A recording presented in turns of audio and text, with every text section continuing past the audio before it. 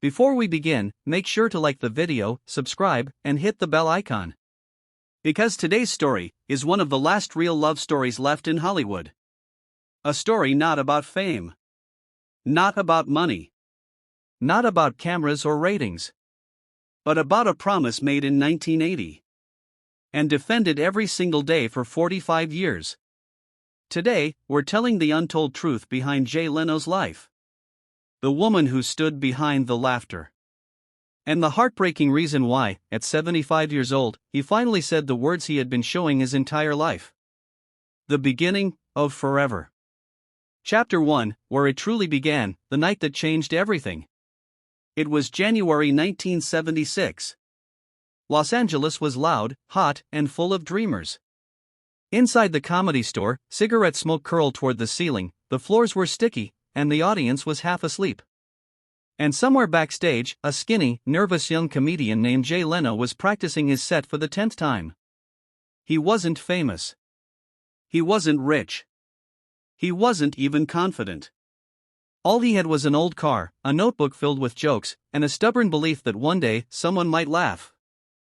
When he stepped on stage that night, his jokes didn't explode into applause. They weren't perfect. But they were honest. Simple. Funny in the way only Jay Leno could be.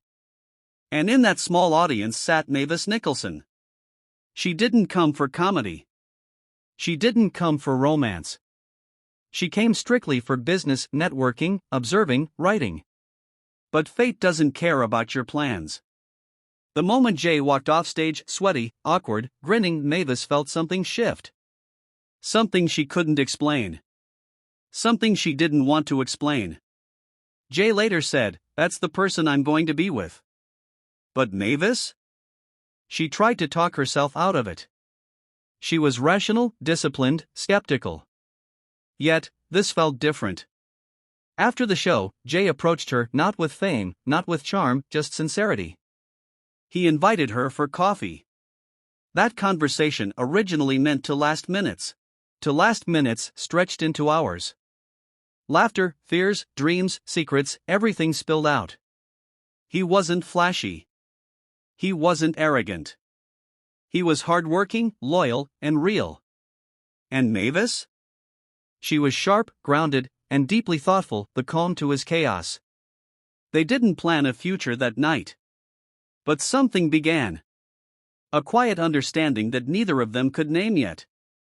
For the next few years, Jay lived on the road. Sleeping in his car. Performing for 10 people in a bar. Driving across the country just to make $50. Meanwhile, Mavis stayed in Los Angeles, working as a freelance writer, steady, disciplined, independent. They didn't need constant texts. They didn't need constant calls. They didn't need validation.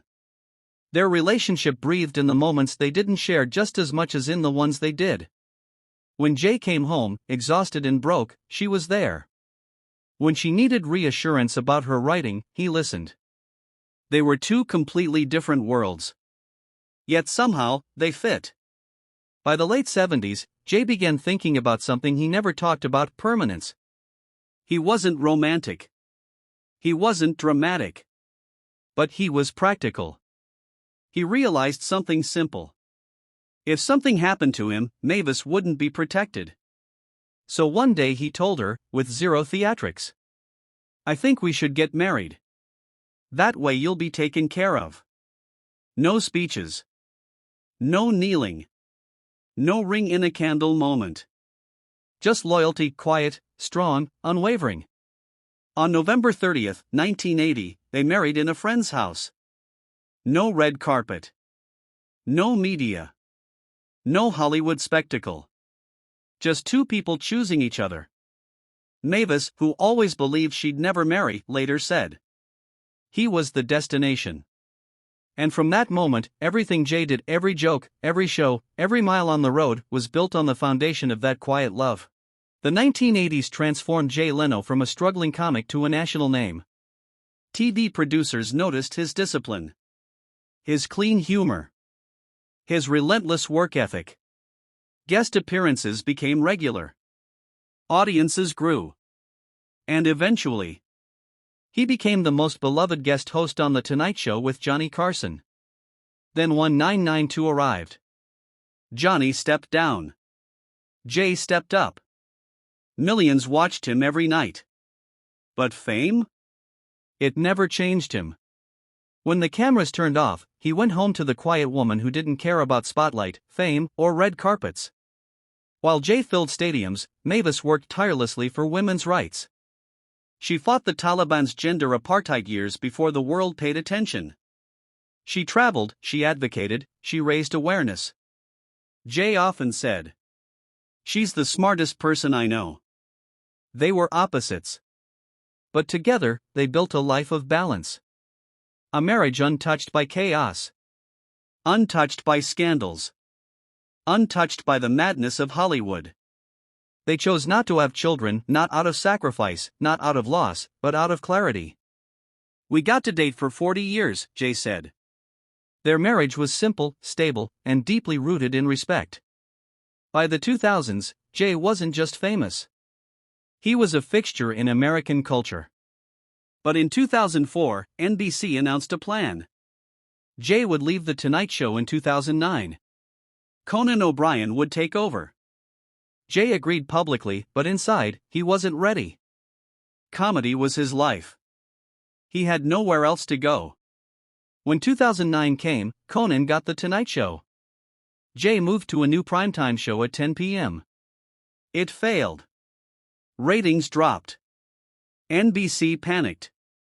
They tried moving Jay back to his original slot and pushing Conan to 12:05 a.m. The world exploded.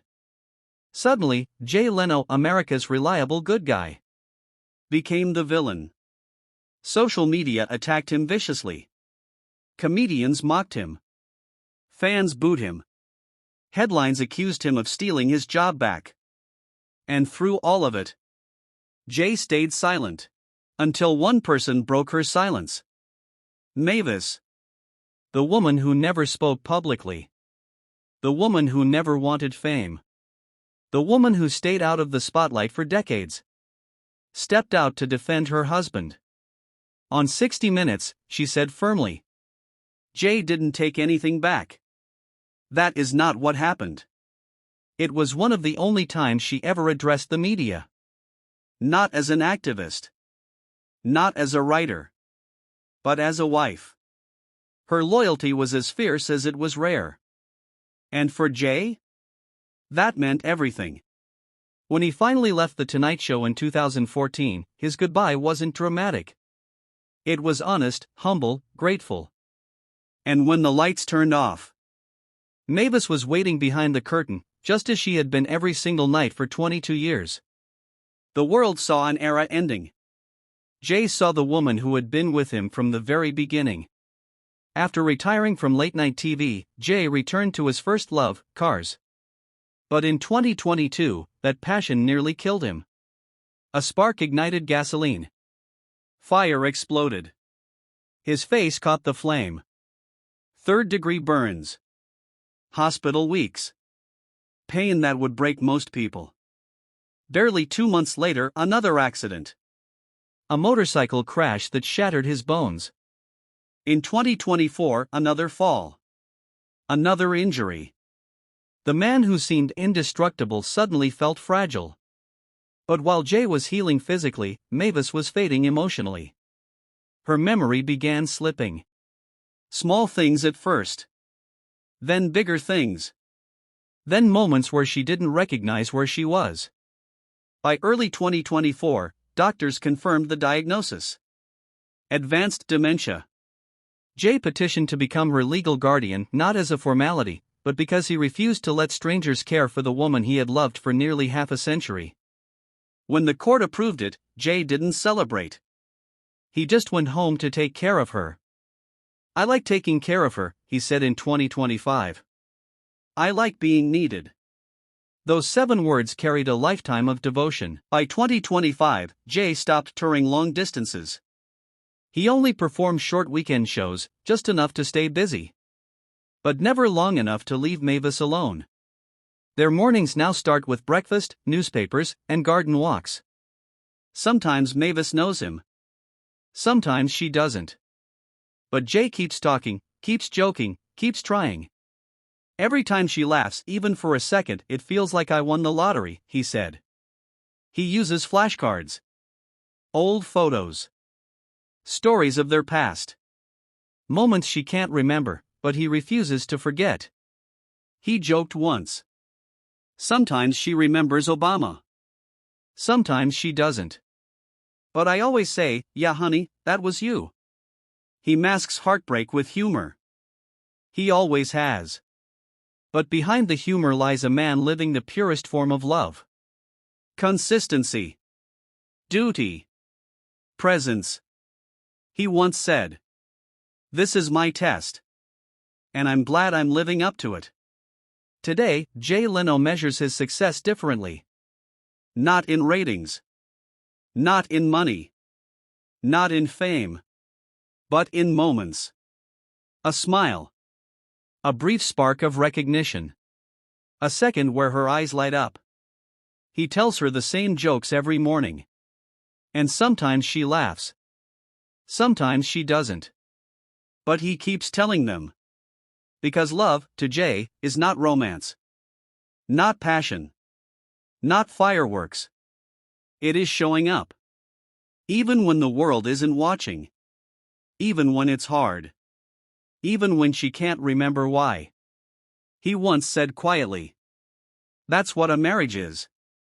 That's what love is. And maybe, after everything, that is Jay Leno's greatest legacy. Not the cars. Not the jokes. Not the Tonight Show. But loyalty. The kind Hollywood no longer makes." Final thoughts. If this story touched you, don't forget to like, subscribe, and share the video. Because in a world full of headlines about broken relationships, this one reminds us that true love still exists. A love that protects. A love that endures. A love that stays even when memory doesn't. Now tell me in the comments. Do you believe real love still exists in Hollywood?